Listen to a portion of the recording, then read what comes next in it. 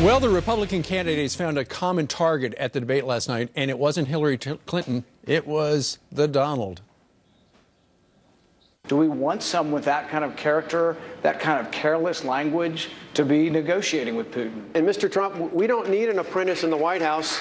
We don't need an apprentice in the White House. We have one right now. The one guy that had some special interest that I know of that tried to get me to change my views on something that was generous and gave me money was Donald Trump. You ran up mountains of debt as well as losses using other people's money, and you were forced to file for bankruptcy not once, I never filed not for twice, bankruptcy. 4 times, a record 4 times. Well, Donald Trump's former senior advisor, Roger Stone, joins us live in the studio today. Roger, what did you think about it last night? Well, you know, it's always tough 10-on-1, but Trump went in the giant, he came out the giant. I thought that you saw a slightly kinder and gentler Trump. He knew when to advance, he knew when to retreat, he knew when to engage, when not to engage. I was very happy with his performance. I thought he did great. I thought he did better this time than the last time. Well, there was more give and take, but he had so much incoming to deal with. Look, they're attacking him because he's the front runner. Sure.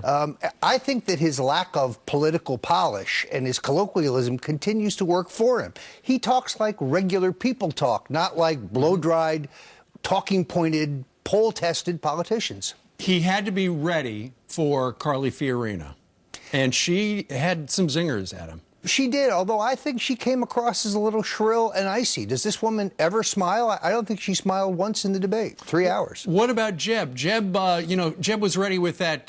You came to me and asked me about trying to get casino gambling in Florida. Yeah, having been directly involved in that, let me say that the efforts by Trump to explore casino gaming in Florida happened under Lawton Chiles, not under Jeb Bush. Jeb Bush's position was so well known from the campaign that Trump's efforts ceased under the previous governor. Mallory Horn, the lobbyist hired to do that, was a Democrat close to Lawton Chiles, Jeb's predecessor. So you're saying Trump was right on that? Trump was absolutely correct. What'd you think about this kind of format where they were set up to make a fight and 40-some% of the questions were at Trump, so it was a fight with Trump? Yeah, there's no question. Trump was targeted by CNN. I think the format was devised to go after the front runner and to have, fireworks, and they certainly had them. What does he do in the polls after this? I think he's going to continue to gain in the polls. People like the fact that Trump is unscripted, unhandled, and he's genuine. All right, Roger Stone, thank you very much. By the way, Donald Trump's going to be joining us just about 10 minutes from right now. Great. Meanwhile, coming up while the other candidates battled each other, Governor Chris Christie had another target in mind.